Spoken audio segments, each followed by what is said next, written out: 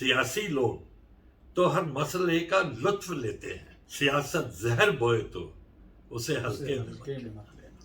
नमस्कार।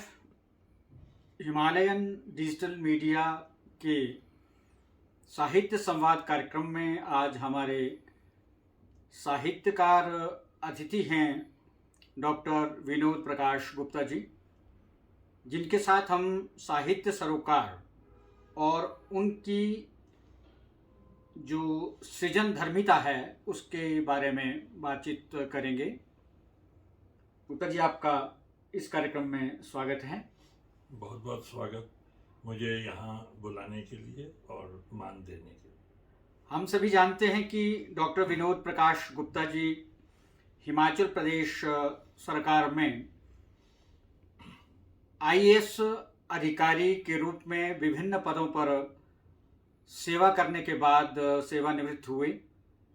उन्होंने अपनी सरकारी सेवा के दौरान जहां जन सेवा के लिए एक सकारात्मक सोच से पहल की, बहुत अच्छे कार्य किए, बहुत सारी नई योजनाओं को जन्म दिया और उनका अधिक से अधिक प्रयास ये रहा कि अधिक से अधिक लोगों का कल्याण कैसे हो सके और जो सरकारी योजनाएं हैं वो गरीबों तक कैसे पहुंच पाएं। ये सब इसलिए संभव हो पाया कि ये व्यक्तिगत तौर पर संवेदनशील हैं और जो संवेदनशील व्यक्ति है उसके मन में हर समय कुछ ना कुछ नया उपजता रहता है, बनता रहता है, बिगड़ता रहता है और उसकी जो चिंतनशीलता है वो बहुत सारी नई रचनाओं को भी जन्म देती है। वो सरकारी अधिकारी के रूप में बहुत सारी योजनाओं के रूप में सामने आती है और वही जब कविता में, कहानी में, उपन्यास में, लेखन में गति पकड़ती है तो वो एक साहित्यकार के रूप में पाठकों तक पहुंचती है।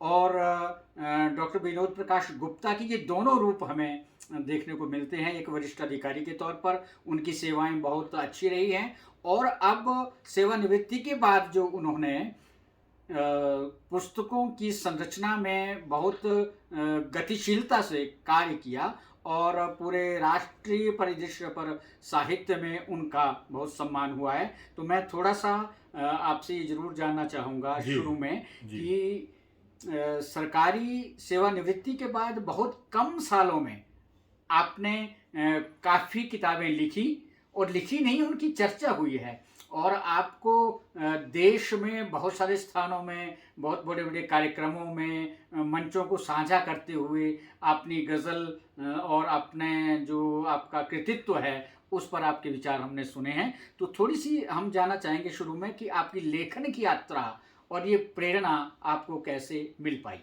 आपने बहुत ही अच्छा प्रश्न किया मुझसे। मैं खुद भी आपको ये बताता, मैं नाहन हिमाचल प्रदेश से बिलोंग करता हूँ। मेरे बड़े भाई अब स्वर्गीय धर्म प्रकाश गुप्ता जो एक बहुत अच्छे एडवोकेट थे, वो भी तुकबंदी करते थे। तो उन्होंने एक बार मेरे से कहा कि तुम भी कोई कविता लिखो। मैंने लिखी, तीसरी जमात में था मैं। वीर जवाहर है तरकश का तीर जुहार, उस पर मुझे फर्स्ट प्राइज़ मिला। फर्स्ट प्राइज़ मिलने से मेरा बड़ा हौसला बढ़ा। वो मुझे बहुत इनकरेज करते थे कि तुम्हें साहित्य में ये होना चाहिए और पढ़ना चाहिए। घर में बहुत मैगजीन आती थी, वहाँ से मैं जिन लोगों से आज मिला हूँ उनको पढ़ता था। जैसे सूर्य भानुगुप्त उस वक्त गज़ल लिखा करते थे और भी बहुत गज़लकार थे। तो नाहन से मेरी ये साहित्यिक यात्रा शुरू हुई। मैं बेसिकली कविताएं लिखता था। एक दो बार मेरी कविता छपी जिसमें मुझे 20 रुपये का मानदेय मिला। तो वहाँ से जब मैं लिख के अपने पास रख लेता था तो मुझे छपाने की कोई ऐसी बात नहीं थी। मैं कालांतर में कॉलेज में प्राध्यापक बना, यूनिवर्सिटी में गया और मैं फिर सिविल सर्विस में आ गया। मैं ऐसा समझता हूँ कि सिविल सर्विस में आने के बाद मेरे साहित्य यात्रा में थोड़ा विघ्न डला वो जुनून मेरा ख़त्म हो गया क्योंकि समय नहीं मिलता था। और फिर मैंने 2004 में एक चारों दिशाएं नाम से पुस्तक मेरी राजकमल प्रकाशन ने छापी, जिसका यहाँ पे लोकार्पण हुआ हॉलीडे होम में, जिसमें नामावर सिंह ने मुझे चिट्ठी लिखी, मुझे इनकरेज किया और केदारनाथ सिंह साहब ने उसमें उसका लोकार्पण किया। और मुझे एक बात समझ में आई कि जो बड़े लोग होते हैं वो किस प्रकार से आपके शिल्प को, आपके साहित्य को का आकलन करते हैं, वो एक बड़ी भारी बात है। मेरी एक छोटी सी उसमें कविता थी, प्यास, तो उसको मुझे तो ये पता भी नहीं था कि ये कविता में क्या इतना छुपा हुआ है, लेकिन उस कविता की वजह से मुझे सारे जो उन्होंने कहा उस पर मुझे बड़ा मान मिला। सारे अखबारों ने हिमाचल प्रदेश के उसी कविता, क्योंकि वो बड़े आदमी ने वो उसको रिकॉग्नाइज करी, वहाँ से मुझे मिला। और जब मैं रिटायर हुआ तब मुझे ये लगा, मैंने एक संस्था बनाई थी नवल प्रयास, जिससे मैं छोटे छोटे काम किया करता था। जैसे यहाँ पे एक बूढ़े लोगों का आश्रम है, उसमें कुछ कपड़े कुछ बर्तन दे दिए, और हॉस्पिटल में जो छोटे बच्चे हैं उनको हम थोड़े थोड़े पैसे भेजते थे। तो मुझे मेरे दोस्त हरनोट जी ने कहा कि आप साहित्य में भी थोड़ा करें, और साहित्य में ऐसा हुआ कि मुझे रचना गुप्ता यहाँ संपादक थी। एक बार मैंने घर के किसी उसमें बैठे थे, मैंने एक गज़ल अपनी पढ़ी वहाँ पे, तो उन्होंने कहा अंकल ये मुझे दे दो। मैंने दे दी, और मैंने देखा कि वो तो दैनिक जागरण के पूरे संस्करण में छप गई है। तो वहाँ से तो वो तो मेरी मट्टी पलीत हो गई उससे, क्योंकि उसमें शायद वो पैरामीटर उतने नहीं थे रदीफ और काफियों को छोड़ के। तो बहुत लोगों ने मुझे कहा कि गुप्ता साहब ये थोड़ा बहर में नहीं है। और एक मेरे दोस्त हैं यहाँ पे सुमित राज, उन्होंने मुझे व्हाट्सएप पे कहा कि गुप्ता साहब बहर में लाइए इसको, ठीक है ना। तो मैंने उनसे पूछा, पर उन्होंने कहा भी मेरा इतनी दक्षता नहीं है, बड़े ऑनेस्टली कहा। मैं बहुत लोगों के पीछे गया, मुझे बड़े बड़े कवियों से मेरा संपर्क रहा, लेकिन आखिर में मेरे गुरु बने विजय कुमार स्वर्णकार, जो आज दिल्ली में एग्जीक्यूटिव इंजीनियर हैं। और क्या समझ पाई उन्होंने। और दूसरे जो मेरे मेंटर हैं वो हैं द्विजेंद्र द्विज यहाँ के। तो मैंने इसको प्रॉपरली सीखा, इसकी क्लासेस लगाई मैंने। उनके 4 फ्लोर पे उनका घर था, और मैं 68 साल की उम्र में भी 2 बार उनके यहाँ गया। 4 बजे पहुंचता था, रात के 12 बजे तक क्लास मेरी चलती थी। तो मैंने देखा कि गजल लिखने में तो छंद शास्त्र पे, हिंदी पे, यानी मैं वहां तक गया कि अवस्थाई मैंने देखी, जो फारसी की मेन लैंग्वेज है ईरान की, जिससे हमारी वैदिक संस्कृत आई, जिनमें इतना तालमेल था कि उनके शब्द को एक दूसरे में लगाया जा सकता था, जिस पे अब मैं एक शोध कर रहा हूँ। हो सकता है मैं जिंदा ना रहूं तब तक, क्योंकि मैंने ये पकड़ तो लिया है काम शोध करने का, ईरान और वैदिक संस्कृति से हिंदी गजल का उद्गम और जो विकास है, इस पे मैं शोध कर रहा हूँ।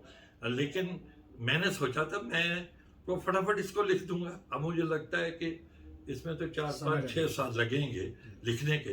तो अब मैंने ये सोचा कि गजल शक्ल नहीं है, गजल तो आपका जुनून है। मेरे लिए गजल जो है वो परमात्मा का रूप है। और एक बात मैं आपको बताऊं, क्योंकि मेरा परिवार पढ़ने वाला परिवार है, हम किताबों पे बहुत पैसा खर्च करते हैं।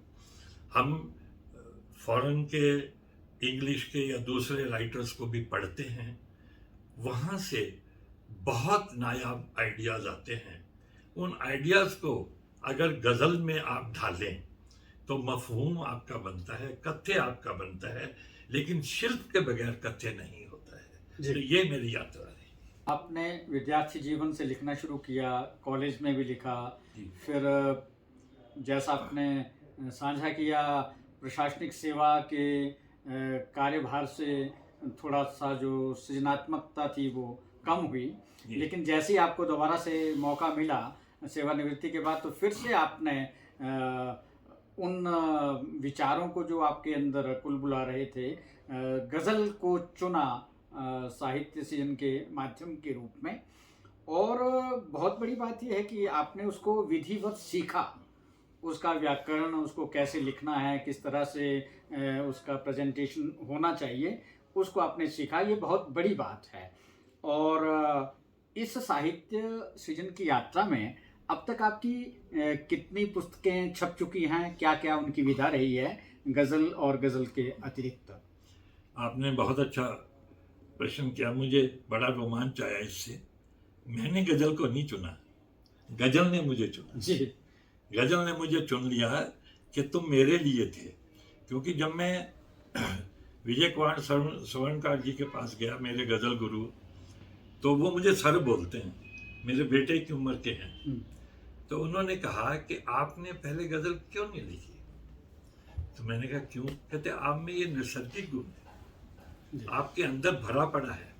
मैं आपको एक सलाह दूं, आपकी अब उम्र काफ़ी बढ़ रही है, इससे पहले कि आपकी मेमोरी चली जाए, इससे पहले कि आप संज्ञा शून्य हो जाएं, आप लगातार लिखिए। आपने पढ़ा है, किताबें पढ़ी हैं, तो गज़ल ने मुझे चुना।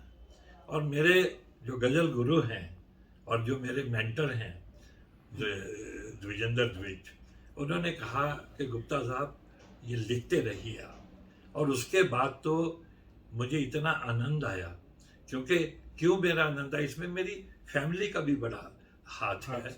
क्योंकि मैं रिटायर होते ही दिल्ली गया, अपना लाइसेंस रिन्यू कराया और मार मुल्लक कपड़े खरीदे मैंने, काली पैंटें, 18 शर्टें, बो टाई, अपने कोर्ट में जाने के लिए। और 2 मेरे पास मुकदमे भी आ गए फटाफट। तो मेरी वाइफ, मेरे बच्चे मेरे अगेंस्ट हो गए। उसने कहा पापा दुकान खोल के बैठ गए हो, अगर कहीं जाना है आना है। मैं थोड़ा सा रजिस्ट किया, बाद में मैंने कहा ठीक है मैं नहीं करता हूँ। मैंने उनके पैसे भी वापस कर दिए और इतने में ये गज़ल मेरी छपी। तो उसके बाद तो आप ये देखिए कि कोरोना काल में मैं जब अस्पताल में था, तो इतने लोगों का वहाँ टीवी पे मैं देखता था और रो पड़ता था। मैं बहुत इमोशनल आदमी हूँ। तो मैंने इस दौरान 320 गज़लें तसव्वुर कही थी। परमात्मा, मुझे नहीं पता कौन लिखवाता है मुझसे। एक टाइम पे कोई आता है, कोई फरिश्ता आता है, वो लिखवाता है। मैं ये शर्त के साथ कह सकता हूँ कि अगर मैं किसी को कहूँ कि ये गज़ल लिख के दिखाइए मुझे आप, इस मीटर में, वो गज़ल नहीं लिख सकेगा जब तक यहाँ बैठा फरिश्ता है वो अपने आप ही बहर में आ जाती है गज़ल। तो मेरी गज़ल पे अगर मैं कहूँ, मैं थोड़ा सा ये परिचय दे दूं कि मेरी 2004 में चारों दिशाएं आई। इससे मुझे काफ़ी ये चर्चा में रही जी। पर वो मेरी एक कैजुअल सी अप्रोच रही। फिर मैंने, हमारे महापात्रा साहब हैं, थे, अब गुजर गए वो, अशोक महापात्रा, उन्होंने अंग्रेजी में माई आफ्टरनून पोएम्स लिखी थी। मुझे वो बहुत अच्छी लगी। उसका जब लोकार्पण हुआ तो मैंने वहाँ पे कहा कि मैं इसका अनुवाद करूँगा। मेरी वाइफ जो शशि किरण हैं, वो उनका भाषा पे बहुत अधिकार है। जी। ठीक है, वो इस फैमिली से भी बिलोंग करती हैं। तो हमने 1 साल में वो जब उसका अनुवाद कर दिया, उनको भेजा। महापात्रा जी से बहुत बहसें हुई कि हम कितना उनके थॉट के करीब पहुंच सके। मैं आप बताऊं कि ये अनुवाद की मैं इसे बड़ी अचीवमेंट समझता हूं।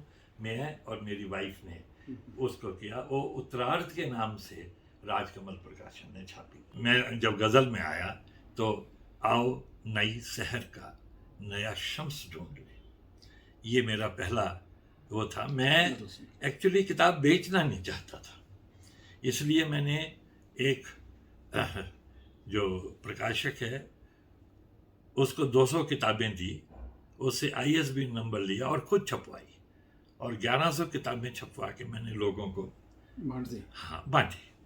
तो मैं क्योंकि कलकत्ता जाता हूँ, वो एक साहित्य की नगरी है, मैं मुंबई जाता हूँ, वो भी मेरा अड्डा है, दिल्ली तो मेरा अड्डा है ही, फिर चंडीगढ़ बन गया, और शिमला मेरा घर है।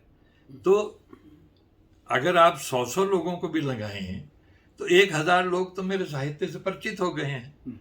और जब कुछ बड़े लोगों का आपको आशीर्वाद मिले, जैसे डॉक्टर शंभुनाथ बहुत बड़े विद्वान हैं, और भी बहुत बड़े बड़े विद्वान हैं, तो मैंने इसको कोई इसका प्रचार प्रसार नहीं करने की कोशिश की। मुझे ये पता था कि अगर मैंने ठीक लिखा होगा तो मुझे 4 फोन आएंगे ही, और वो 4 फोन आए। मैंने अपने दोस्तों को भी ये नहीं कहा कि मुझे छापिए। जब उन्होंने ये कहा, आज मेरी विभिन्न पत्र पत्रिकाओं में निमंत्रण के तौर पे कोई 200 गज़लें छपी हैं, जो मैं समझता हूँ बड़ी बड़ी भारी अचीवमेंट है। और आओ नई शहर का नया शम्स ढूंढने के बाद मेरी दूसरी आई बूंद बूंद गज़ल, तीसरी मेरी बिल्कुल तैयार है, इसी साल में उसको पत्ते चिनारों के, उसमें गज़ल भी है ये पत्ते चिनारों के, जिसको कादम्बनी ने कहा कि मुझे भेजिए, हम छापना चाहते हैं इसको, तो कादम्बनी ने ये छापी है। कादम्बनी ने और भी मेरे संस्मरण छापे, मैं संस्मरण भी लिखता हूँ। और अब मेरी जो किताब पत्ते चिनारों के बाद है, वो मेरी तसव्वुर हो चुकी है, सारी इस्लाह भी हो चुकी है। उसका नाम है त्रिशूल। और जो मेरी 5वीं किताब है उसका नाम है शिलालेख।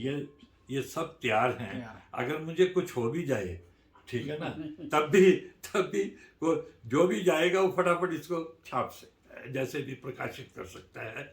मैं गज़ल का मतलब के का भक्त हूँ। मैं गज़ल ने मुझे चुना है, और गज़ल की वजह से मुझे अब अपने मुँह क्या मियाँ मिट्टू बनना है, ठीक है ना। अगर आपको गज़ल की दुनिया के 1000 आदमी भी जानते हैं, और डॉक्टर करम सिंह जो साहित्य एकेडमी के सचिव हैं, जब वो मेरा इंटरव्यू लेने आ जाएं, तो यही रिकॉग्निशन सबसे बड़ी है मेरे लिए। तो मेरा अपने प्रदेश में ये रिकॉग्निशन मुझे मिल रही है, तो लोग इज़्ज़त करते हैं, इसकी वजह से इज़्ज़त भी है। तो ये मेरा सफ़र रहा। और इससे मेरे को एक नुकसान भी हो रहा है। मैंने 20-21 कहानियाँ लिखी हुई हैं जो अधर में अटक गई। जब भी पेन उठाता हूँ गज़ल में आ जाती हैं, कविताएं रह गई हैं। कविताएं में जो शंभुनाथ जी ने कहा कि ये कविताएं पूरी कर लो, तो मैंने कहा सर मेरे को कोई पागलपन शायद हो गया है, कविता के जहाँ 2 लिखे वहीं बहर में गज़ल लिख देता हूँ। ये नुकसान भी हो रहा है मुझे, पर मैं चाहता हूँ कि 5 ये जो मेरे संग्रह हैं इनको बस मैं गज़ल को स्टॉप कर दूं, पर वो हो नहीं पा रहा है बिल्कुल भी। जैसा आप कह रहे हैं कि एक इंस्पिरेशन आपको होता है, और जो विचार हैं वो गज़ल की शक्ल अख्तियार कर लेते हैं, और उसमें फिर उसको घरना नहीं पड़ता है, वो कुछ अंदर से निकलता है, जो कुछ विषय आपको स्ट्राइक करता है, जो थीम आपके सामने होता है। लेकिन उसके साथ आप कविता और कहानी भी साथ साथ में लिख पा रहे हैं, तो क्या कई बार ऐसा होता है कि कुछ जो एक लेखक कहना चाहता है वो कविता में नहीं कह पा रहा है, इसलिए कहानी में चला जाता है, वो कहानी में लंबा नहीं कहना चाहता है, वो कविता में सिमटना चाहता है। और गज़ल तो बहुत ही एक एब्स्ट्रैक्ट रूप है, बहुत संक्षिप्त होता है, उसमें बहुत ज़्यादा विस्तार की गुंजाइश नहीं होती है, तो उसमें तो बहुत ही साधना की, श्रम की और शब्दों के चयन की बहुत ज़्यादा साधना की ज़रूरत रहती है। तो आपने जैसे कहा कि कुछ कहानियाँ छपने के लिए तैयार हैं, हम बिल्कुल प्रतीक्षा करना चाहेंगे कि कहानी संग्रह भी आपका आए, कविता संग्रह भी आपका है और गज़ल की जो ये यात्रा आपकी है वो चलती रहे। अगर जो समकालीन गज़ल लिखने वाले हैं, आलोचक हैं, समीक्षक हैं, विभिन्न पत्रिकाएं जो देश भर में छप रही हैं, उनमें निरंतर आप छप रहे हैं। सोशल मीडिया पर आपके लेखन की चर्चा हो रही है, बहुत सारे कार्यक्रम और शिमला में कार्यक्रम आपके रहते हैं तो उसमें भी इसकी चर्चा होती है। अभी कल ही शिमला के गेटी थिएटर में बूंद बूंद गज़ल आपकी किताब पर एक परिचर्चा का बहुत अच्छा कार्यक्रम हुआ, जिसमें वरिष्ठ लेखकों ने अपने विचार रखे हैं, गज़लों का पाठ भी किया। आप उसमें उपस्थित रहे, आपने भी अपने विचार अपने पाठकों के साथ, श्रोताओं और समीक्षकों के साथ जी। साझा किए हैं। और नवल प्रयास संस्था के माध्यम से हमने पिछले वर्षों में देखा है कि आपने साहित्य के बहुत बड़े आयोजन किए। एक कार्यक्रम आपने दयानंद पब्लिक स्कूल शिमला में किया था, जिसमें बहुत सारे साहित्यकारों को सम्मानित किया, उनको प्रोत्साहन दिया, जो नवोदित साहित्यकार हैं उनको मंच प्रदान किया। तो इस संस्था के माध्यम से जो आपकी साहित्य जी। की यात्रा को प्रोत्साहन, सम्मान मिल रहा है, उसमें अब और क्या आप करने का संकल्प लेकर के आगे बढ़ रहे हैं और ये संस्था किस तरह से साहित्य की सेवा कर रही है? तो आपने बहुत अच्छा प्रश्न किया। ये नवल प्रयास का यहाँ 12 मई 2018 को एक दिवसीय कार्यक्रम हुआ था, जिसमें बच्चों का एक तरफ कंपटीशन चला, दूसरी तरफ कहानी का, सम्मान का, और फिर काव्य गोष्ठी हुई शाम तक। और सुबह 8 साढ़े 8 बजे से कार्यक्रम शुरू हुआ ब्रेकफास्ट से, और रात को 8 बजे तक ये कार्यक्रम चला, जो बड़ा सक्सेसफुल था। पर यही नहीं था, इसके बाद हमने दिल्ली में राष्ट्रीय कार्यक्रम किया, और वो किया हमने जो दिल्ली पब्लिक लाइब्रेरी है उसके बड़े सभागार में, अमीर खुसरो सभागार है, उसमें भी ऐसा हमने प्रोग्राम किया। और उसके हमने 10 सत्र बिछाए, क्योंकि बहुत बड़े बड़े साहित्यकार थे। अगर किसी को भी मैं क्योंकि नया नया हूँ और मेरे पीछे एक IAS अफसर की पूंछ लगी है, प्रिंसिपल सेक्रेटरी की, तो वो वैसे ही नाराज हो जाते हैं मुझसे कि देखो गुप्ता जी ने बुलाया नहीं। इसलिए मैंने उसमें जितने भी बड़े जो थे, कवि थे, गज़लकार थे, उनको 10 सत्रों में, एक एक सत्र में वो बनाया। और उसमें भी करम सिंह जी, हमने 15 लोगों को सम्मानित किया। वही दरवेश भारती को सबसे बड़ा सम्मान दिया, जो बहुत बड़े गज़लकार हैं, और संस्था की ओर से 3-4 लाख रुपए खर्च किए। तीसरा कार्यक्रम हमने 21 मई 2020 को कोलकाता के भारतीय भाषा परिषद में रखा, और उसमें सारे निमंत्रण हॉल बुक हो चुके थे, पर कोरोना आ गया। अब हमने सोचा एक कार्यक्रम अब राष्ट्रीय स्तर का और हम करेंगे। अब वो शिमला में करें या दिल्ली में करें, मैंने एक पोस्ट लगाई थी, क्योंकि मैं आपको ये भी बात बतानी चाहता हूँ कि जो सोशल मीडिया है, इसकी वजह से हम सबको अंतर्राष्ट्रीय ख्याति मिली है। आज मुझे ये किसी को भी, जैसे आपने खुद भी अपना डिजिटल चैनल, उसको इतने लोग देखते हैं, पत्रिकाएं तो जो है ना, कोई 200 छपती हैं, कोई 300 छपती हैं 3-3 महीने के बाद। लेकिन इसमें तो आज मुझे, आप अमेरिका के किसी भी देश के कर लियो, सब लोग जानते हैं कि भी जो शलभ है, विनोद प्रकाश गुप्ता शलभ, वो एक गज़लकार है। ऐसी मैं जानता हूँ और लोगों को, तो ऐसा कनेक्ट हमारा जुड़ गया है, अब इससे अलग नहीं होया जा सकता। तो और अब ये भी है कि लोग मेरे से ये तवक्को कर रहे हैं, और बहुत से मेरे दोस्तों ने ये कहा है कि सर, इस कार्यक्रम को आप गाजियाबाद, साहिबाबाद या नोएडा के ऐसे सेंटर में करें, ठीक है। पर मेरे लिए एक सबसे बड़ी दुविधा की बात ये आती है कि मैं हिमाचल का लड़का हूँ, हिमाचल का ही साहित्यकार हूँ मैं, और हिमाचल वाले उसमें पार्टिसिपेट ना कर पाए, मेरे लिए ये बड़े शर्म की बात है। तो मैं उनको बुलाऊंगा, चाहे मुझे अपनी जेब से पर्सनल पैसा दे के बुलाना पड़े। हिमाचल की अगर उसमें पार्टिसिपेशन नहीं है तो मेरा प्रोग्राम मुझे ऐसा लगेगा कि प्रोग्राम सक्सेसफुल नहीं है, क्योंकि हिमाचल के लोगों को मैंने उसमें भी बुलाया था। तो इस प्रकार आज जो पहचान मिल रही है वो सोशल मीडिया से बहुत ज़बरदस्त पहचान मिल रही है, और नवल प्रयासरत है कि एक ऐसा प्रोग्राम किया जाए, क्योंकि मुझे याद है कि पहले प्रोग्राम की जो मई में किया था उसमें क्या दुविधाएं आई थी आपको पता है जी। और डॉक्टर करम सिंह, मैं आज तक आपका शुक्रगुजार हूँ। मैं बहुत जगह ये बात कहता हूँ कि आपने अपने सशक्त कंधों पे सुबह से लेके रात तक उस कार्यक्रम को सफल बनाने में जितना योगदान दिया वो किसी ने भी नहीं दिया। जी। आपका आज भी मैं धन्यवाद करता हूँ उसके लिए।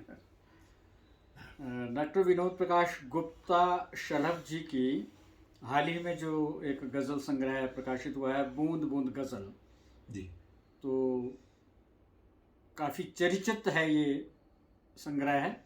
हम ये चाहेंगे कि डॉक्टर विनोद प्रकाश गुप्ता जी इस संग्रह में से जो उनकी कुछ चुनिंदा और बहुत चर्चित गज़लें हैं उनका पाठ करके हमारे साथ साझा करें।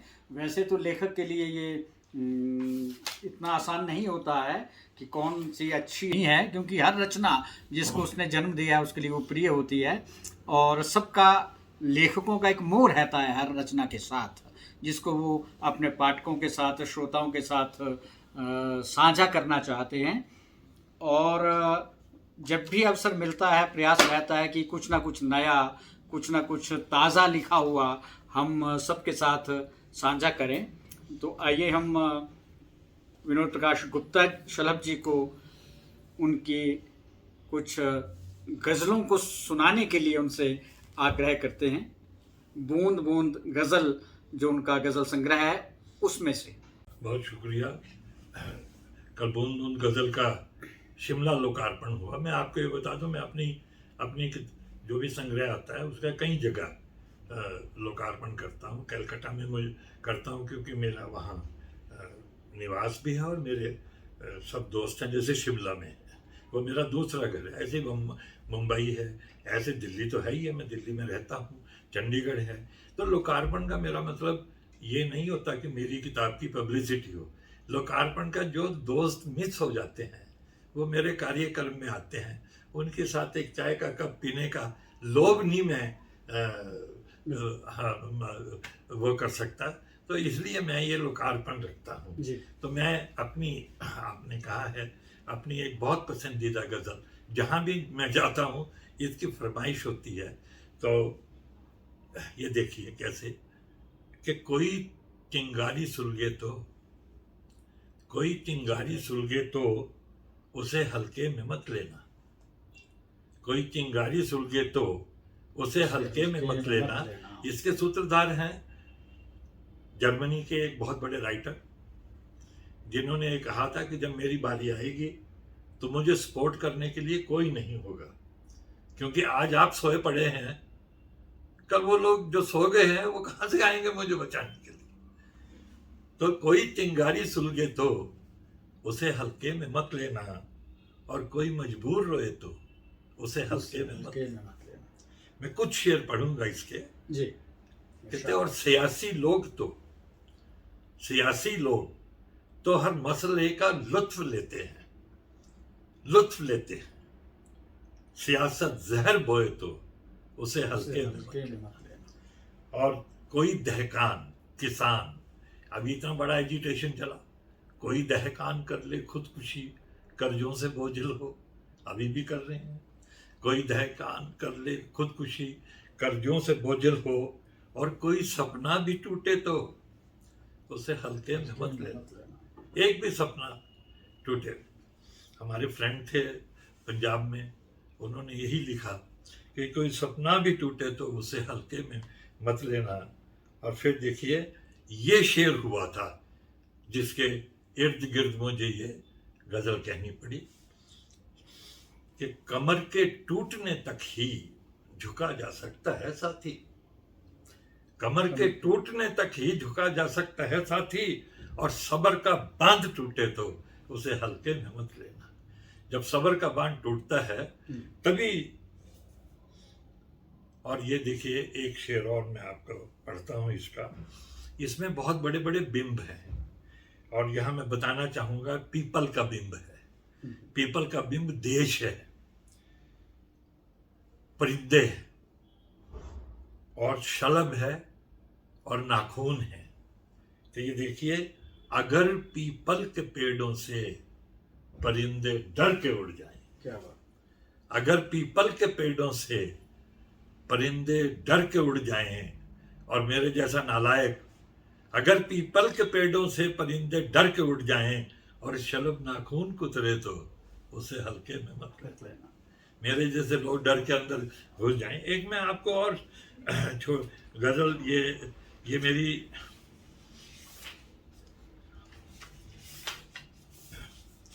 ये अब देखिए, ये इसके 5-6 शेर हैं। इसमें मैं अपनी व्यथा बता रहा हूँ विज़ मेरी कंट्री का, कि अब गमों से दिल बचाना है बहुत मुश्किल। शलभ मैंने रदीफ भी लिया है, मुझे पता है इसकी बहुत क्रिटिसिज्म होगा। मतलब अब गमों से दिल बचाना है बहुत मुश्किल शलभ, कॉल को अपने वादे को, कॉल को अपने निभाना है बहुत मुश्किल शलभ। और किस तरह से सर बचाया, किस तरह दस्तार को, पगड़ी कैसे बचाई, किस तरह से सर बचाया, किस तरह दस्तार को, आपको सब कुछ बताना है बहुत मुश्किल शलभ, आपको सब कुछ बताना है बहुत मुश्किल शलभ। और ये देखिए एक इसमें प्यार का शेर भी आप देखें, वो गजाला सा लगा था, वो गजाला सा लगा था हमको सहरा में कभी, मृग मृचिका होती है ना, कि वो गजाला सा लगा था हमको सहरा में कभी, दर्द अपना ये भुलाना है बहुत मुश्किल शलभ, दर्द अपना ये भुलाना है बहुत मुश्किल शलभ। और चाहता है दिल बहुत आंसू सभी के बांट ले, चाहता है दिल बहुत आंसू सभी के बांट लें, चीर कर ये दिल दिखाना है बहुत मुश्किल शलभ। और ये देखिए, ये मैंने 3 संदेश दिए हैं। कहते प्रेम से ही तो धरा पर सुख अमन आना है तय। गांधी जी ने मेरी प्रेरणा है गांधी जी। मैंने डॉक्टरेट किया उन पे और उनकी इकोनॉमिक्स पे पंजाब यूनिवर्सिटी से एज ए रेगुलर स्टूडेंट। मैंने गांधी को पढ़ा है, गांधी मेरे आइडल हैं। गांधी को बड़े लोगों ने क्रिटिसाइज किया कि 1921 में उन्होंने असहयोग आंदोलन को क्यों ड्रॉप कर दिया था। इसलिए ड्रॉप कर दिया था कि एक बर्बर समाज को अगर वो डेमोक्रेसी देते तो पाकिस्तान वाला हाल हो जाता। ये देखिए, प्रेम ही से तो धरा पर सुख अमन आना है तय, पर ये दुनिया को सिखाना है बहुत मुश्किल, पर ये दुनिया को सिखाना है बहुत मुश्किल शलभ। और ये देखिए, जाति रंगों धर्म पंथों बोलियों में हम बटे, जाति रंगों धर्म पंथों बोलियों में हम बटे, दुनिया को एक सुर में लाना है बहुत मुश्किल शलभ, दुनिया को एक सुर में लाना है बहुत मुश्किल शलभ।